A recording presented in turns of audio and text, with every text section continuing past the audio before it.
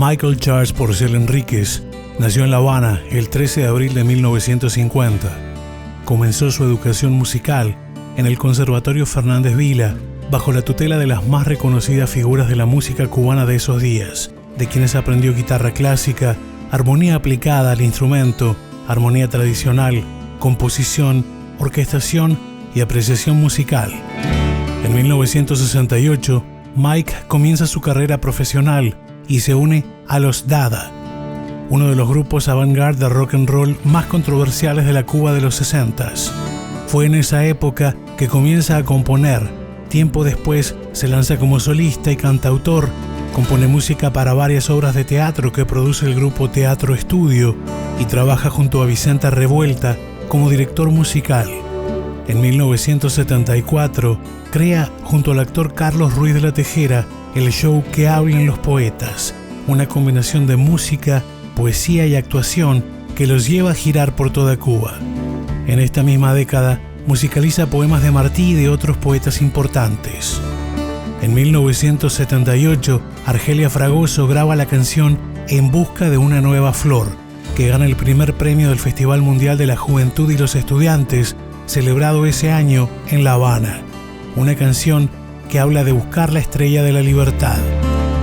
En 1980, debido a sus ideas políticas, Mike se enfrenta al régimen cubano y es vetado de la escena artística del país.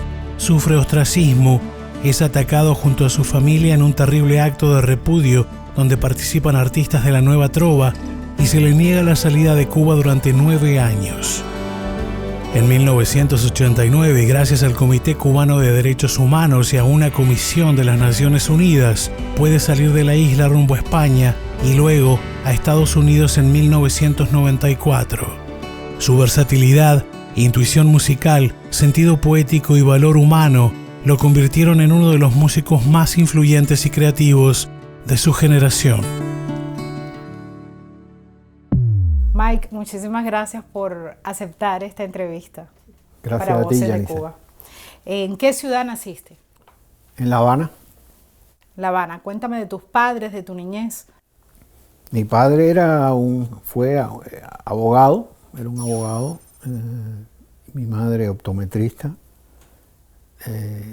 Nosotros somos una familia de 4 hermanos. Yo soy el mayor.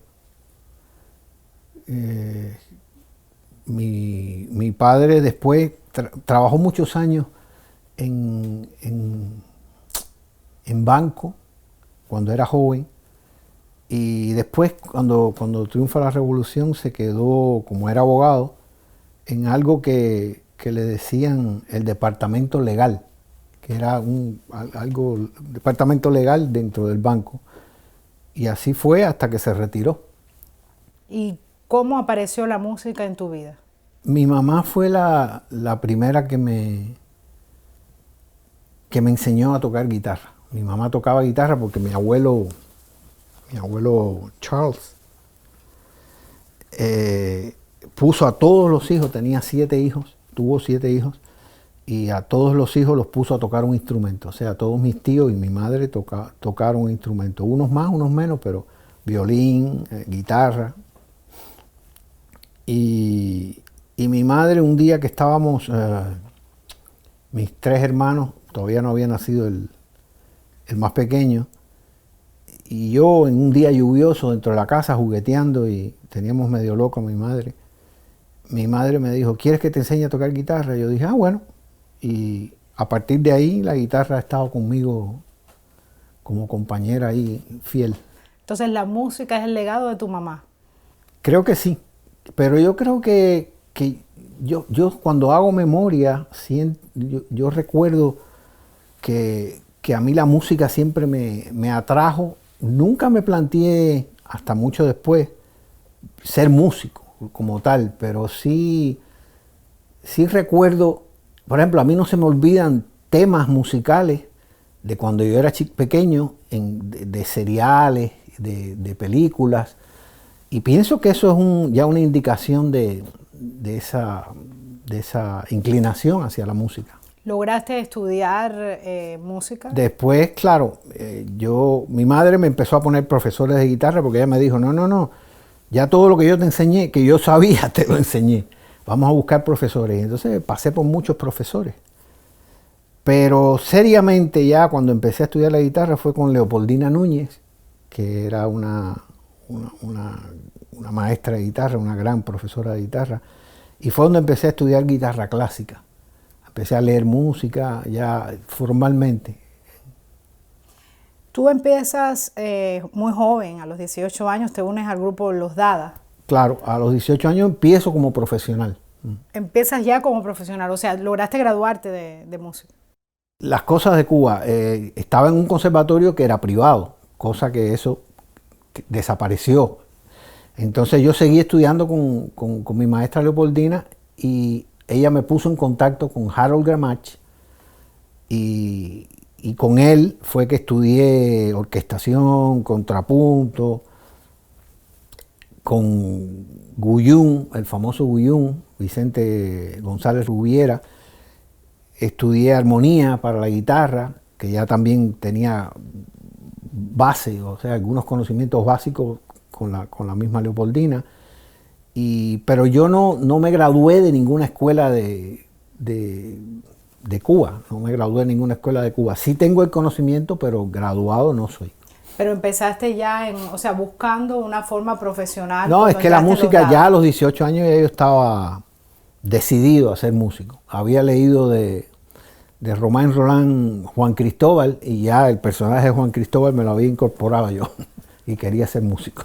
Definitivamente. Sí, sí. Y empiezas en una onda de rock, ¿no? Así fue que empezamos. Bueno, esa era la tendencia de la juventud que no aceptaba la música oficial o las directivas oficiales de la música que había que oír.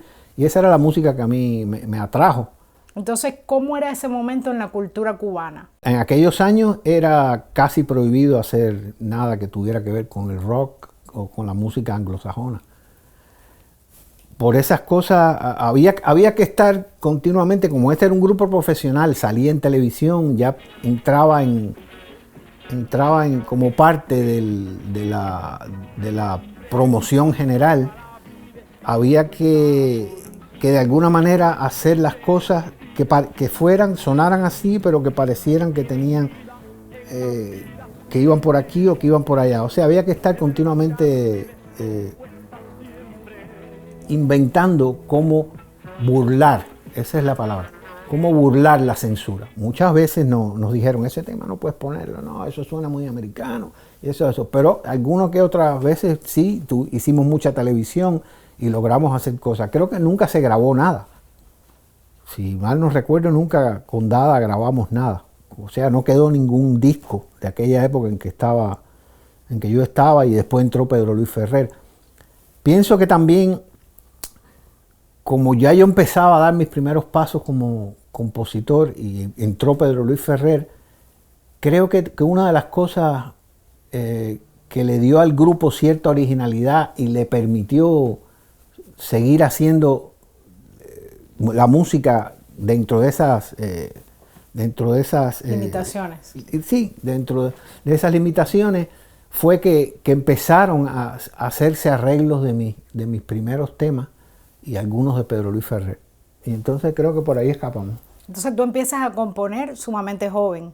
Sí. ¿Cómo fue ese proceso? Yo creo que ya en la secundaria yo empezaba a dar mis primeros, me enamoraba de una muchacha y entonces empezaba a escribir mis canciones y empezaba a imaginarle una melodía.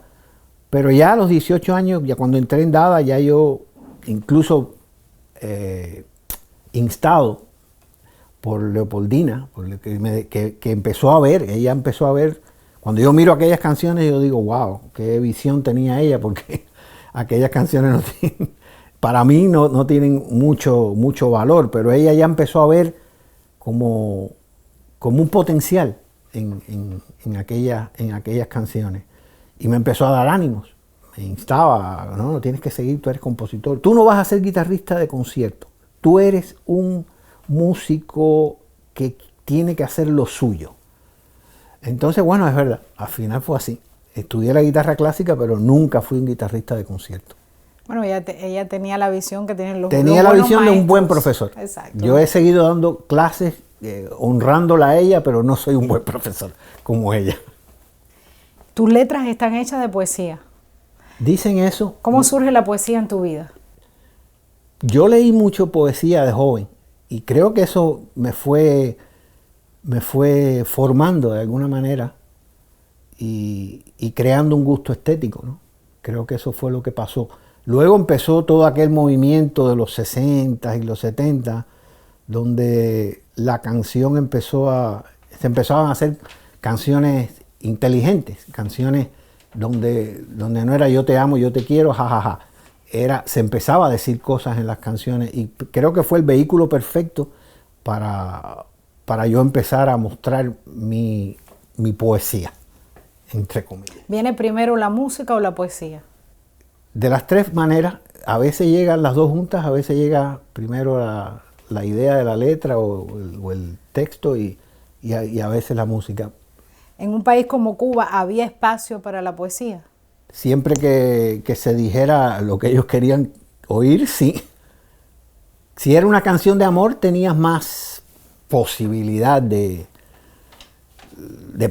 pasar inadvertido. De escapar la censura. Escapar la censura, esa es la verdad. O sea, desde muy joven tú estabas tratando de escapar la censura a través de la Sí, música rock, a través de la poesía. Bueno, yo fui educado en escuela católica.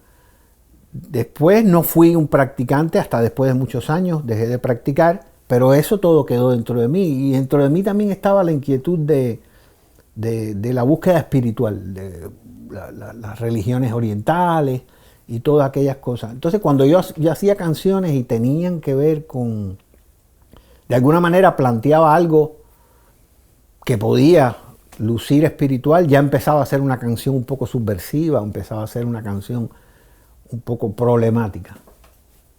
De esas tuve varias. ¿Cómo surge el espacio que hablen los poetas? Que fue un espacio que compartiste con Carlos Ruiz de la Tejera. Ajá. Yo empecé a trabajar en Teatro Estudio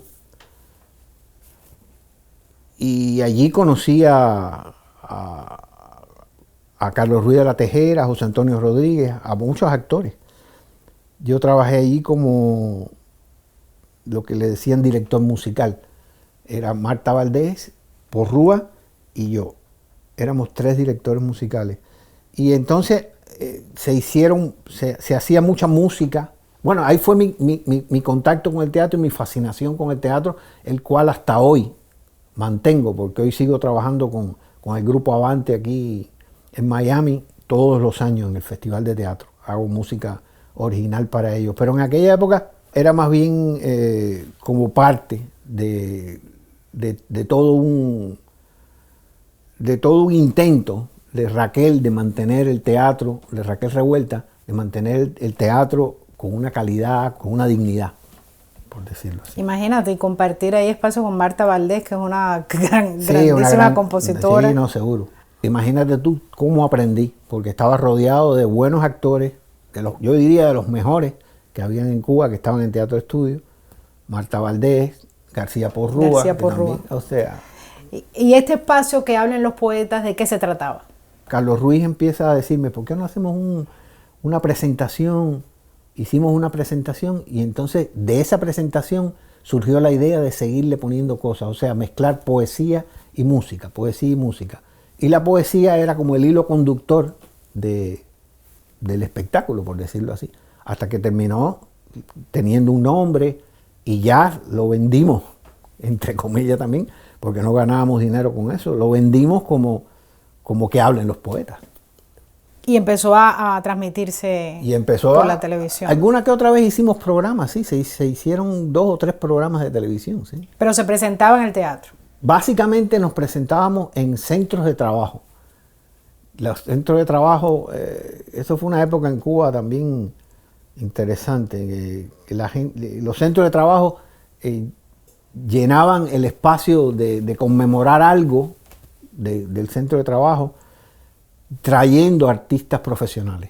Y en este caso, yo me imagino que Carlos Ruiz se movía mucho para encontrar esos contactos. Pero estuvimos en muchos lugares, estuvimos hasta en el Matadero estuvimos. Sí, En el matadero estuvimos. Y la estructura... No entre las vacas muertas, sino... Entre los que trabajaban en el matadero. Eso es.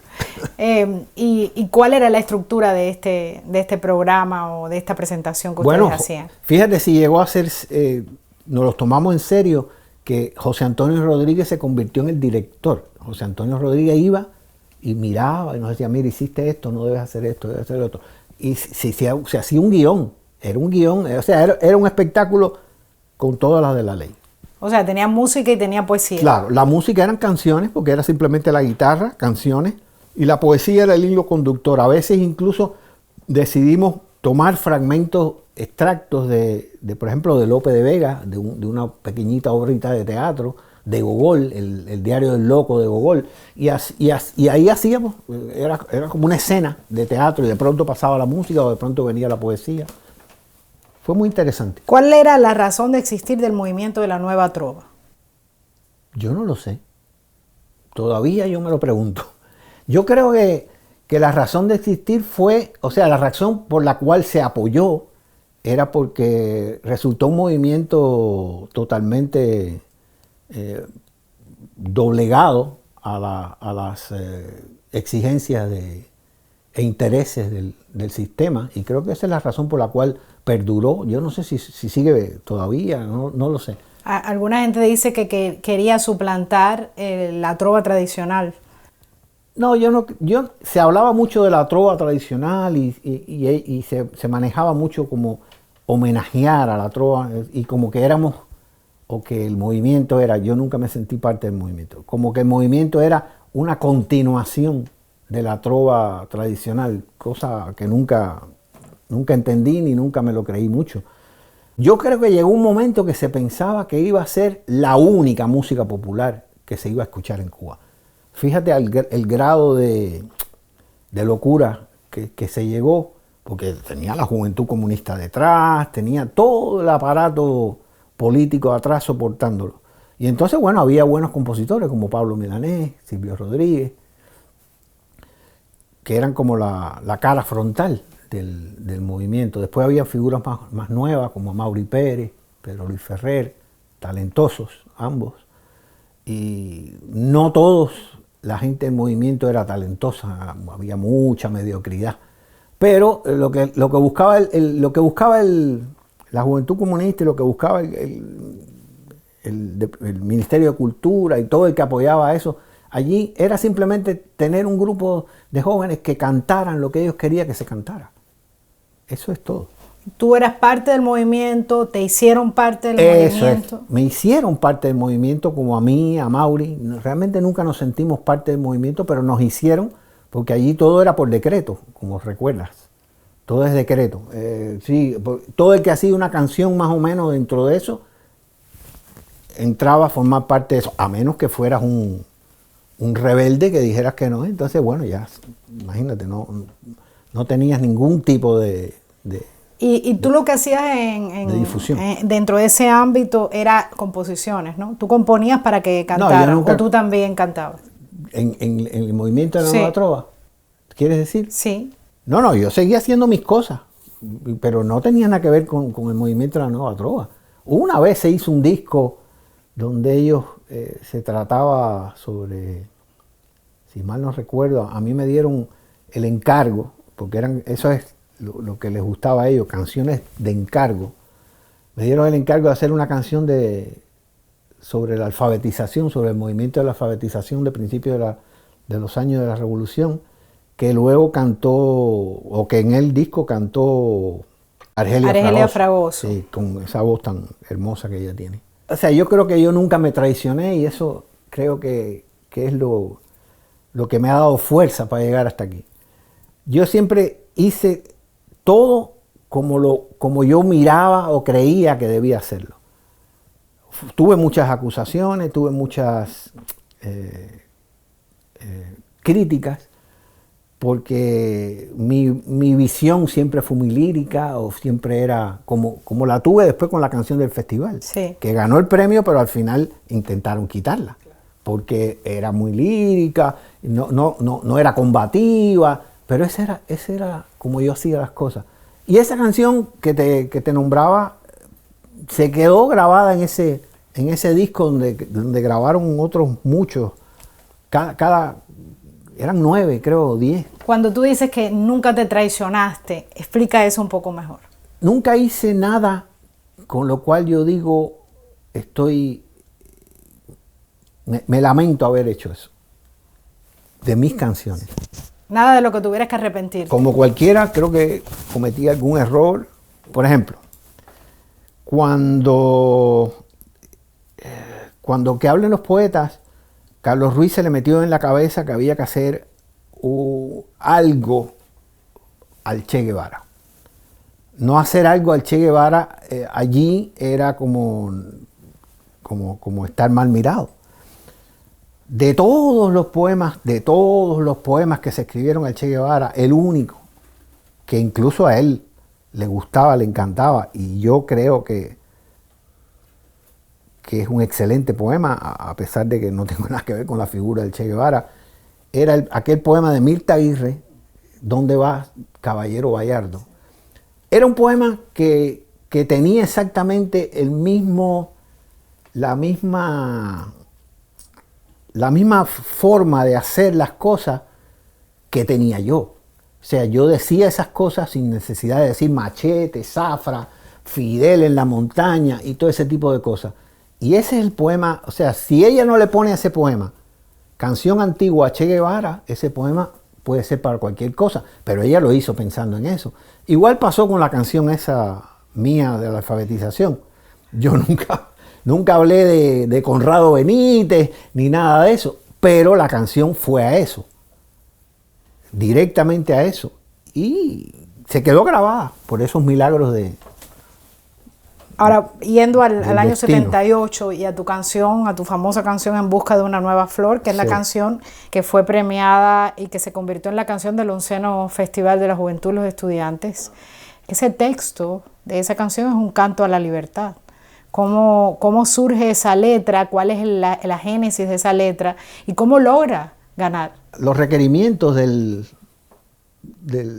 la convocatoria, por decirlo así, que se hizo para que los músicos mandaran su canción como el himno o la representación o la canción que representaría Cuba en el 11º Festival, eran la juventud, la hermandad, la paz, todos esos eran los temas que se manejaban.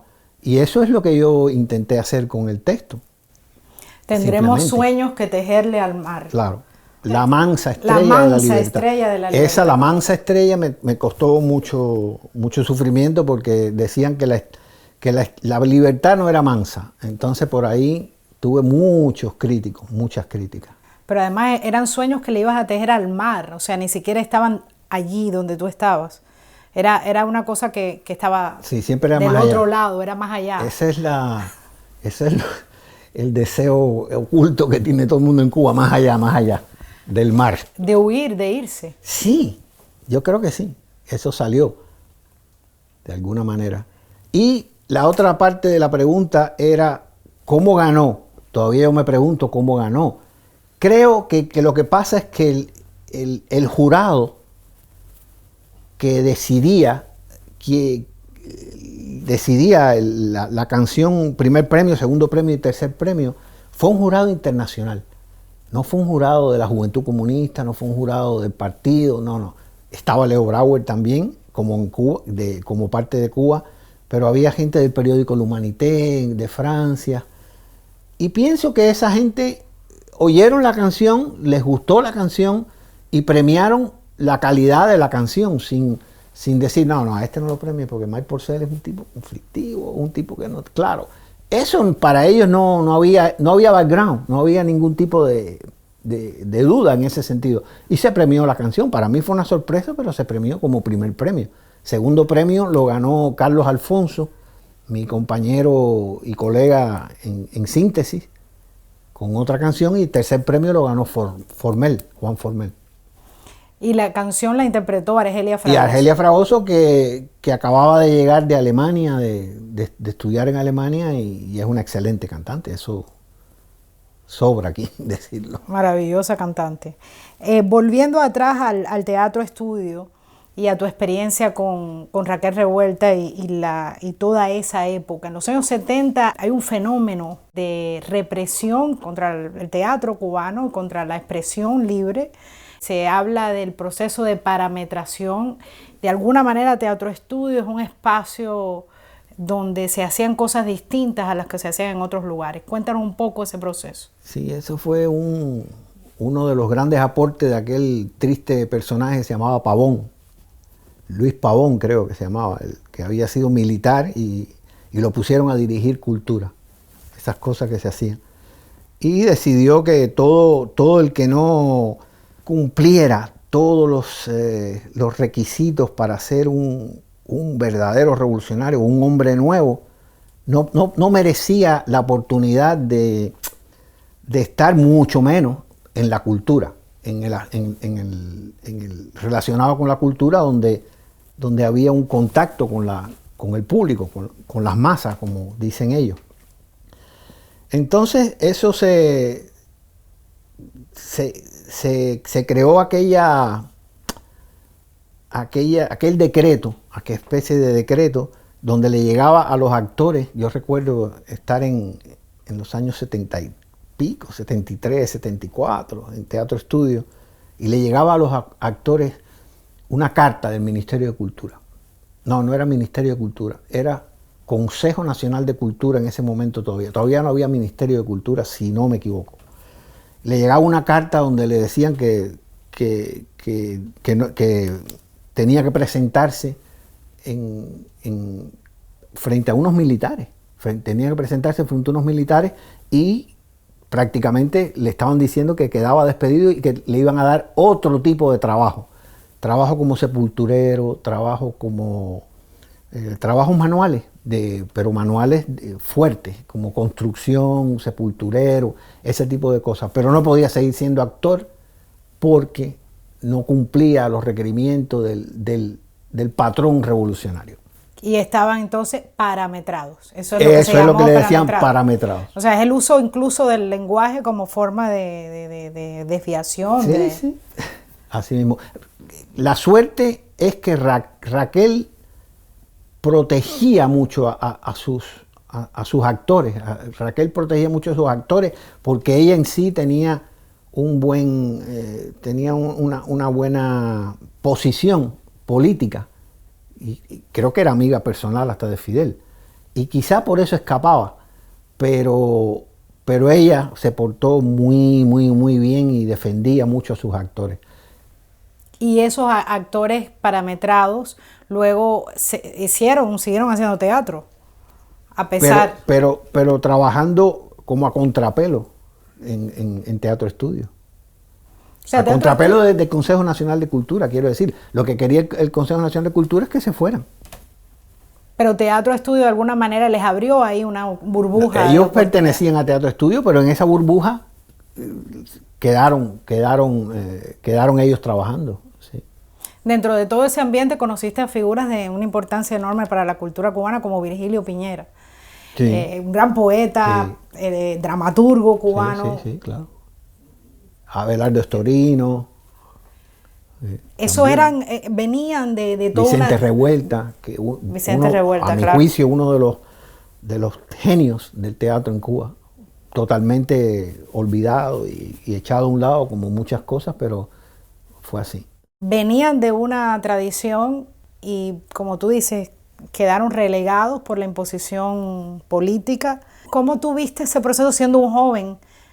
Acercándote a ese tipo de figuras. Cuando yo empecé a ver todo ese proceso, ya empezaba dentro de mí toda esa inconformidad con el medio. Y eso fue así, creciendo y creciendo y creciendo, hasta el año 80 en que yo quise irme. Es el momento en el que tú rompes políticamente ya, vamos a decir...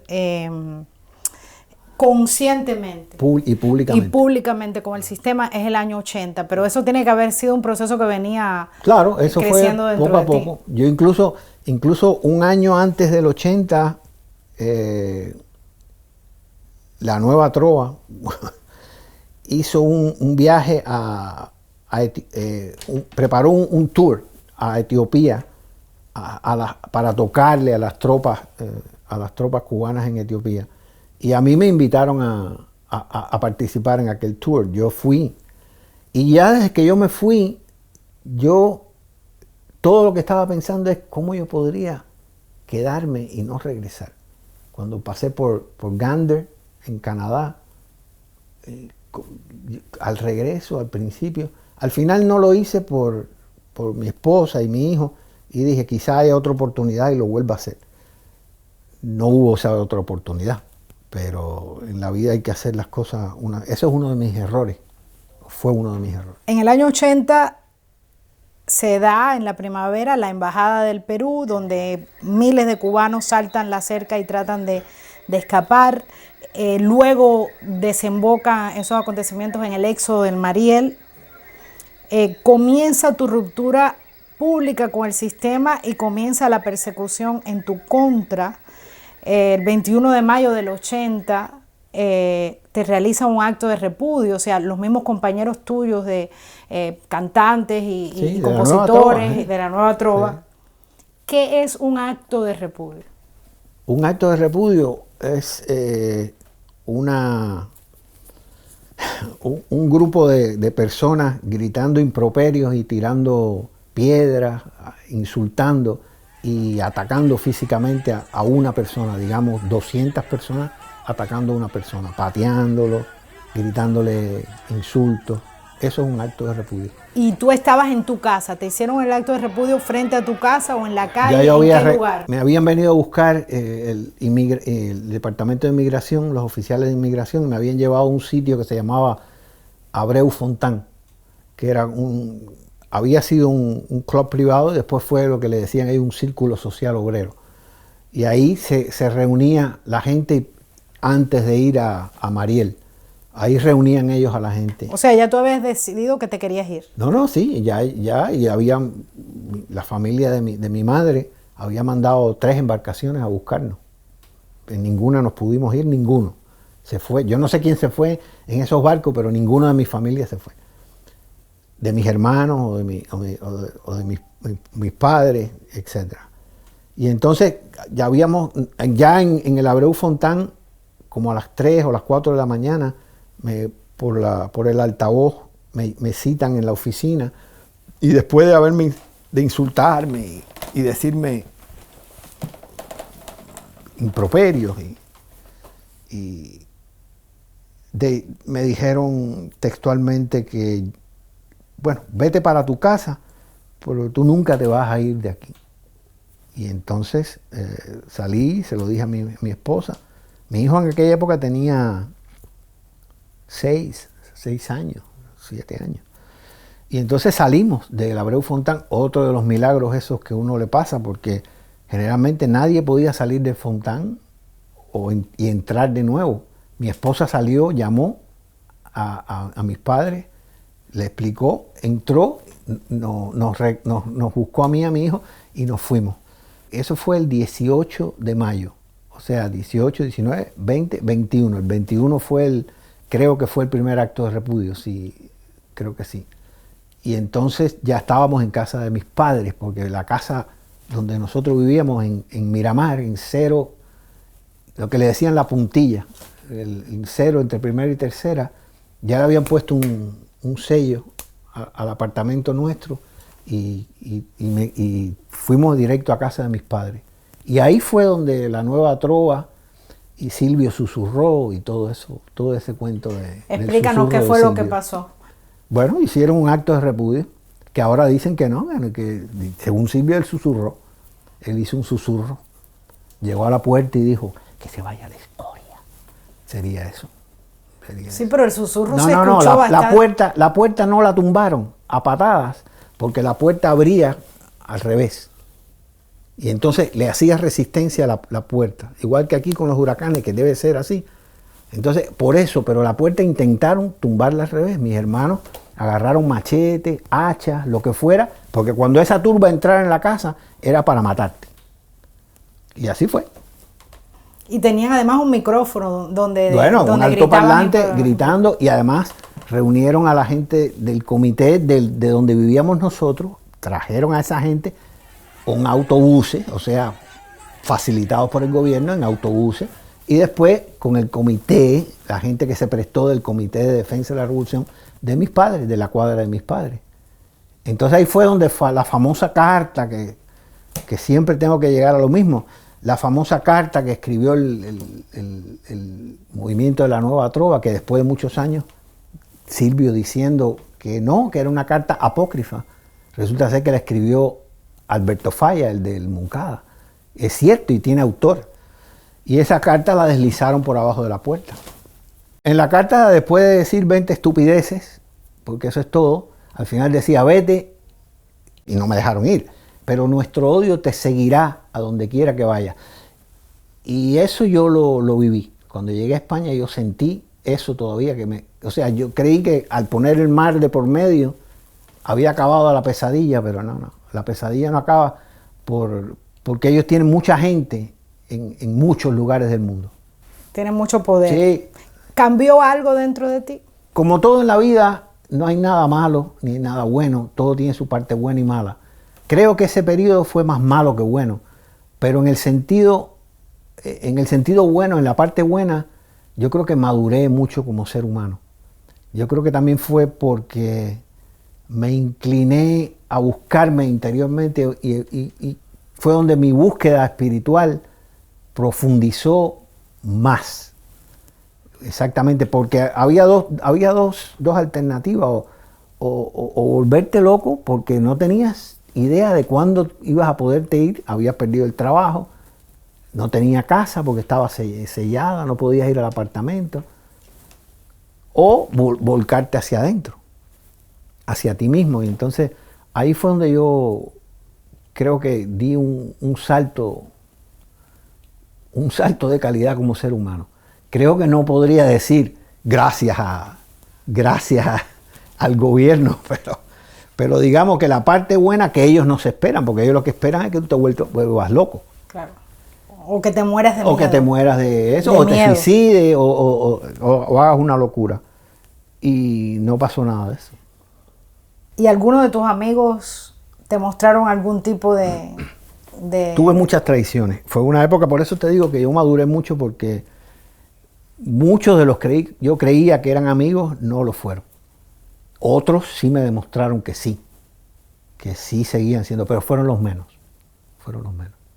La gente tenía mucho miedo. Ellos se encargaron de sembrar el terror a todo el que apoyara a alguien que se iba. Y entonces eso fue lo que se vivió, ese fue el ambiente que se vivía en esa época.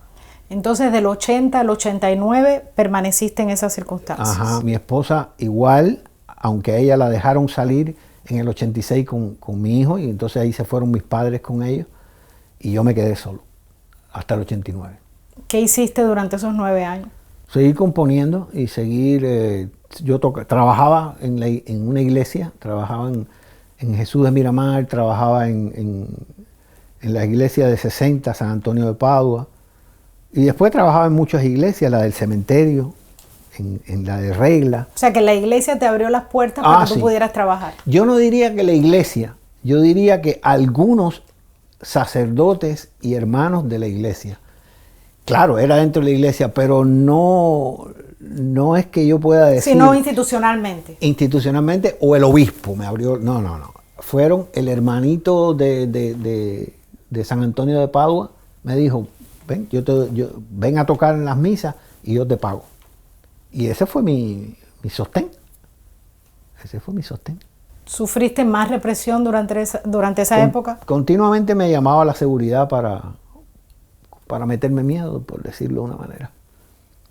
¿Qué estás haciendo? Porque también, o sea, cuando uno está en esa situación, uno pierde todo uno dice, bueno, no hay nada que perder. Entonces voy a andar y hacer lo que yo crea que debo hacer. O sea, es un proceso liberador. Es un proceso liberador de una manera, eso no se lo esperan ellos, pero él lo es. Y entonces dentro de esas iglesias que quedaban en Miramar iban muchos diplomáticos. Y ahí conocía muchos diplomáticos y a veces le daba clases de guitarra y de piano a los hijos de los diplomáticos. Y ellos continuamente me trataban de de meter miedo, no puedes tener contacto con el embajador de Italia o con el embajador de España. Que por cierto, entonces el embajador de España, que iba a la iglesia de San Antonio, me dijo, yo no puedo hacer nada para que te liberen, pero lo que sí voy a hacer es darte una visa por España que va a estar en la embajada vigente el día, no se va a vencer, el día que te den la liberación.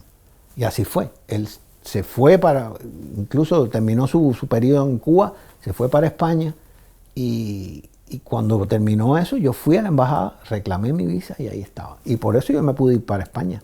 ¿Cuándo es que te da el régimen la liberación o te da el permiso de salida? El régimen no me da la liberación. En el año 88 fue la Comisión de Derechos Humanos, Comisión de Derechos Humanos de las Naciones Unidas a Cuba. Y traía una agenda así de casos, no solo el mío, yo no soy el único. Traía mucho, Severino Puente, el actor, estaba por ejemplo en esa lista. Te llegaba una notificación a la casa para que fueras a declarar, le decían ellos, ante la Comisión de Derechos Humanos en vivo. Igual lo tenía en un círculo social obrero, ahora no me recuerdo dónde, pero quizá era el mismo bueno, es la única vez que se ha permitido que representantes de la ONU... Sí, es la única vez. Son esas cosas milagros que pasan. Eso lo organizó Ricardo Bofill y el Comité Cubano Pro Derechos Humanos. Sí. Y entonces ellos estuvieron ahí. ¿Tú testificaste? Yo testifiqué a pesar de que la seguridad me advirtió que no lo hiciera. O sea, me amenazó que no lo hiciera. Y te vuelvo a repetir, llega un momento que uno no tiene nada que perder y yo lo hice. Y fui en persona y al mes exacto, en octubre, vino un oficial de inmigración a mi apartamento y me dijo, su salida ha sido autorizada, tiene que ir a inmigración a empezar los trámites. Y bueno, a partir de ahí, octubre, yo me fui en enero 20 y pico, finales de enero. Octubre, noviembre, diciembre. Del año 89. Del 89. O sea que fue gracias a esa... Yo creo que gracias a la ONU, gracias a esa gestión de la comisión. Si no, posiblemente yo estuviera allí todavía. Cuando llegaste a España, ¿cómo fue ese primer tiempo, ese inicio de tu exilio? Mi hermano, el segundo Charles, estaba en España y me recibió, o sea, tuve la suerte de que no llegué y no conocía a nadie, estaba ahí en España. Entonces fui a vivir a su apartamento al principio. Enseguida que llegué, uno inocentemente piensa que cuando tú cruzas el mar ya se acaba, como te decía, la pesadilla. Y entonces nada, llegué y dije, bueno, ahora déjame empezar a hacer contacto. ¿Cómo puedo yo empezar a vivir de lo que yo sé hacer, que es la música? Y entonces una amiga, a través de una persona que conocí, una amiga que después grabamos un disco, me presentó o me puso en contacto, mejor dicho, al presidente de la SGAE, porque lo primero era entonces organizar toda aquella obra que yo tenía, que no estaba registrada ni nada, y si estaba registrada en Cuba daba igual porque eso no tenía ningún valor. Entonces, para registrarla en una sociedad de autores respetable, internacional. Y entonces ese fue mi contacto con la SGAE.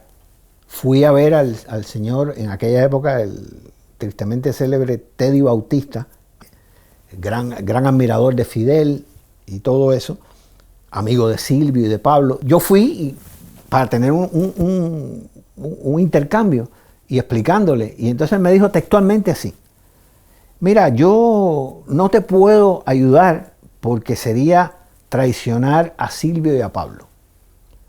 Me cayó un jarro de agua fría, como podrás imaginarte, pero así fue lo primero que me dijo. O sea, yo sentí que en España continuamente no pude levantar cabeza precisamente por eso. ¿Qué tiempo estuviste en España? 5 años. 5 años. Antes de venir a Estados Unidos. Antes de venir a Estados Unidos. Después en Estados Unidos también, cuando llegas, te das cuenta de que uno en Cuba no sabe nada. Te das cuenta de que la izquierda controla todo lo que es la cultura. Y que entonces, olvídate, si te van a dar a ti un grant, por ejemplo, si tú pides un grant y te van a dar un grant a ti, a mí, o a fulano de tal, se lo van a dar a fulano de tal, no me lo van a dar a mí porque yo soy un disidente de Cuba. Y eso yo lo he sentido muchas veces. Incluso aquí. Incluso aquí. Ellos han ido infiltrando espacios. Esa ha sido la política, pero de los Sí. años 30 y pico. Así es. Entonces ellos controlan el cine, controlan las sociedades de autores, tú nada más que tienes que ver los que dirigen ASCAP, controlan la cultura en general, entonces nada más que no tienes oportunidad, no tienes espacio, no te dan el espacio. Incluso en una sociedad libre. Incluso en una sociedad libre porque ellos controlan eso. Creo que mucha culpa la tienen los del otro bando que han dejado que eso pase.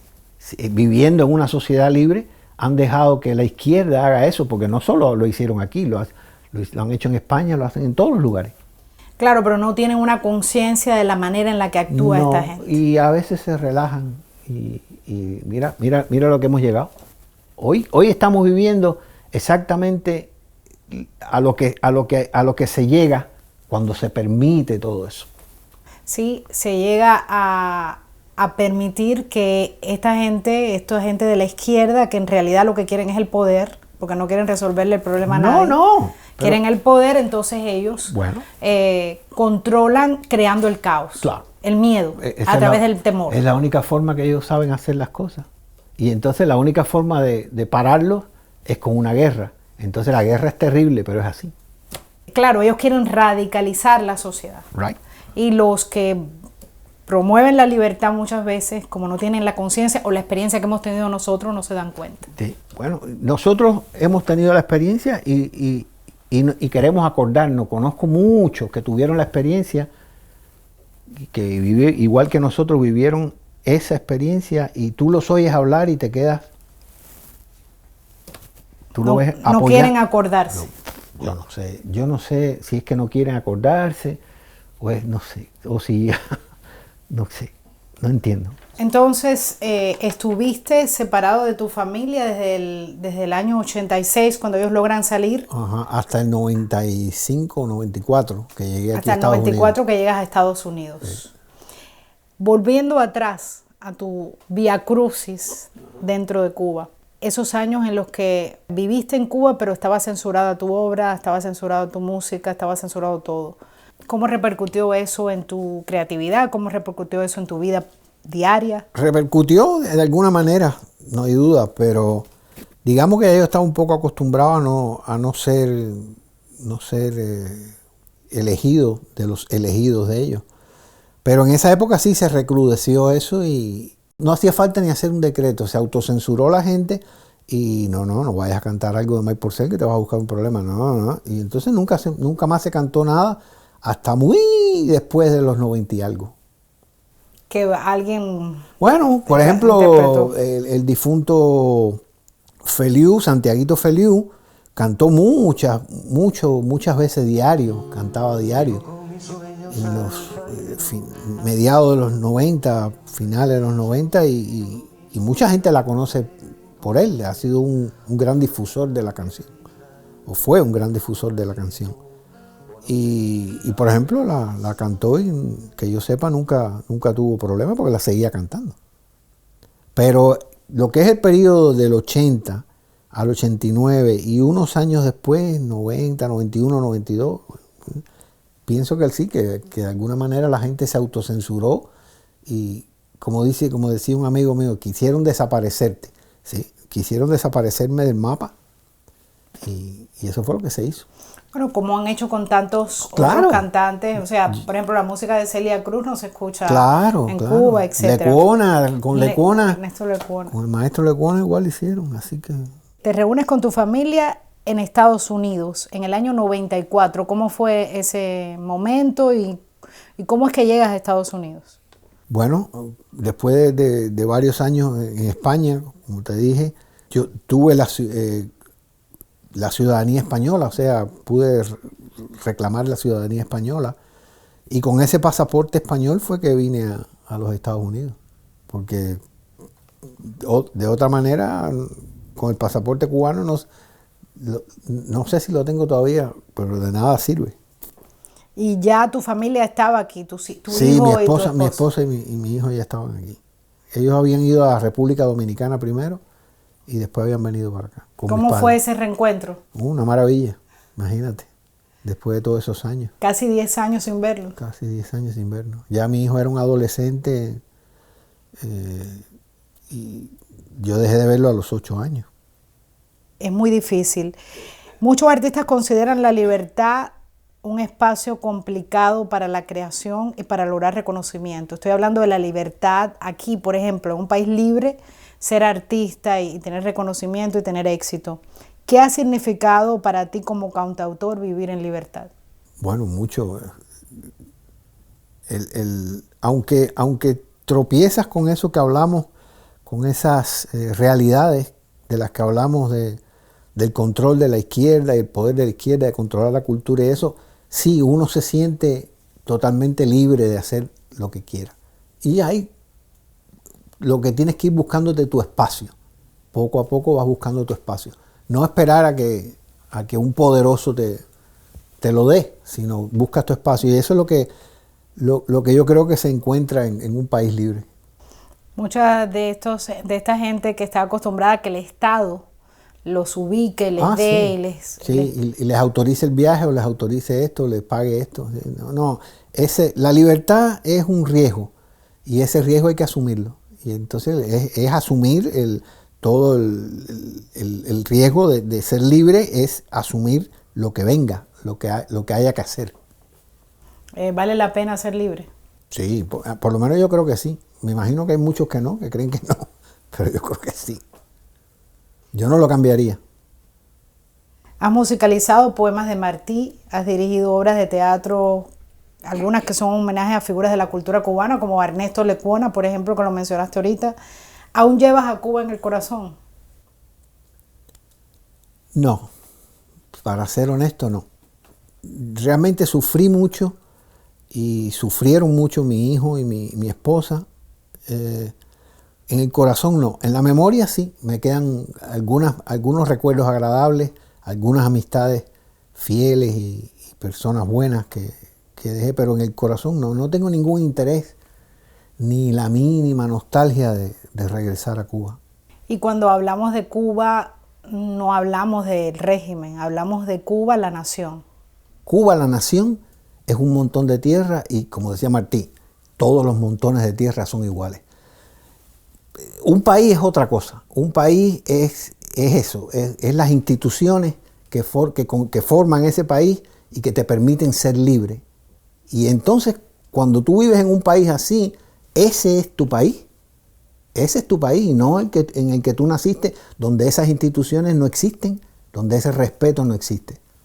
Los montones de tierra son iguales. Los cielos azules los he visto en muchos lugares preciosos, montañas preciosas, lugares preciosos, playas preciosas. Lo demás es puro chauvinismo y pensar de que lo más lindo, el cielo más lindo es el de Cuba, la playa más linda es la de Cuba. No, yo no estoy de acuerdo con esas visiones. Y el pensamiento, por ejemplo, de gente como Martí, la música de Lecuona, las contribuciones, qué sé yo, a la poesía, a la literatura, a la música. Me parece sí, muy bien, pero, cuando tú hablas de un Martí, Martí no era un chauvinista. Entonces, yo creo que es así. Martí no fue nunca un chauvinista. Era un tipo como eso que te digo. Un país, me decía él, es más, tengo el escrito por algún lado. Tengo el escrito por algún lado que lo estaba, míralo aquí. Un país no es un montón de tierra, porque todos los montones de tierras son iguales, sino el conjunto de instituciones domésticas y públicas que hacen en él decorosa y próspera la vida. Si en la tierra en que no nacimos hallamos libertad y la felicidad para lo cual nacimos, esa es nuestra tierra, y no aquella donde no la hallamos, aunque hayamos nacido en ella. José Martí, La Nación, Buenos Aires, 20 de marzo de 1890. Eso, ¿tú oíste algún Martí así? No, ese es el Martí que no quieren que uno vea. El Martí que quieren que uno vea es el que le conviene a ellos, el Martí antiimperialista, el Martí... Que también está sacado fuera de contexto. Fuera de contexto, claro. Ese es Martí. Martí era era un ser humano fuera de lo común. Nació en Cuba, hubiera podido nacer en Colombia, hubiera podido nacer en Francia. Yo valoro a la persona, no porque nació aquí o nació allá. Esa persona es lo que es. Da igual donde nació. ¿Es posible el perdón? Sí, yo he perdonado, si no, no hubiera podido llegar hasta aquí. ¿Cómo es el proceso del perdón? Es un poco desgarrador, pero es así. Porque el proceso del perdón es distinto al proceso de olvidar y de esperar. Yo eso lo sigo esperando, que algún día se haga justicia. Pero perdonar, sí, he perdonado. Hay gente que me ha pedido disculpas, me ha pedido perdón porque participó, por ejemplo, en los actos de repudio. Yo de corazón los he perdonado. He dicho, ok. ¿Quiere decir eso que ahora vamos a ser amigos? ¿Quiere decir eso que ahora vamos a dormir juntos en la misma casa? No. Yo no llego hasta ahí. Pero sí lo he perdonado. O sea, no hay rencor, si es más claro esto. ¿Cuál es tu legado? No sé. ¿Tú crees que yo tengo algún legado, que dejo algún legado? ¿Tú sientes que tú dejas algún legado para tu hijo, para tu familia? No sé. La música que he hecho, quizá. No lo sé. Realmente, cuando he compuesto o cuando hago música, no pienso así, no pienso que es para un legado. Lo hago porque tengo la necesidad y creo que es lo mejor que hago como ser humano. No piensas en la trascendencia, sino piensas en la expresión. Pienso que hay otros que tienen que preocuparse de mi trascendencia, no yo. Si yo me preocupo de eso, creo que no hago música. ¿Y cómo tú quieres que te recuerde tu hijo, por ejemplo? ¿Cómo quiero que me recuerde mi hijo? Así como con la relación que tenemos con una persona imperfecta, pero capaz de cuestionarse a sí mismo. Así me gustaría que me recordara. Todas mis ilusiones andaban de fiesta cuando llegó a mi puerta, queriendo encontrar un nido. No trajo nada consigo, solo el pesar y la vida que le encendía la piel, pues del amor no sabía. Como el andar solitario no es cosa de broma, me acostumbré a su aroma. Así como si nada, y en la primera alborada que del silencio salvamos, entre el deseo y el miedo de no caer, nos amamos. Ay del amor que cargado de sed vuela, se posa y se marcha otra vez. Ay de los sueños que van a morir en el mar. Ay de mí. Ay que ha pasado el amor y no vuelve a pasar. Ay de mí. Nunca más.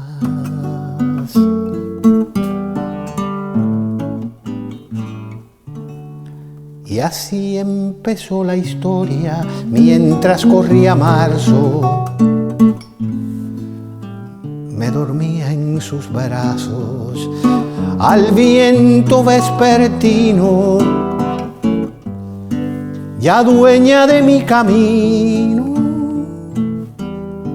de mi esperanza y mi verso. Se fue incubando el presagio que hace al amor rutinario.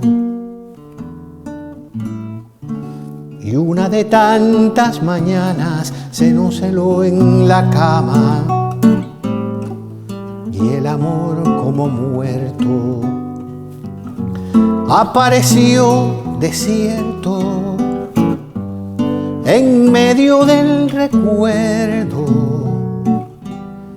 que se quedaba tendido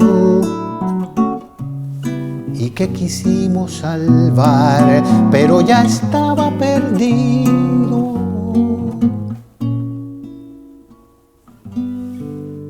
Ay del amor que cargado de sed vuela, se posa y se marcha otra vez. Ay de los sueños que van a morir en el mar. Ay de mí. Ay, que ha pasado el amor y no vuelve a pasar. Ay de mí. Nunca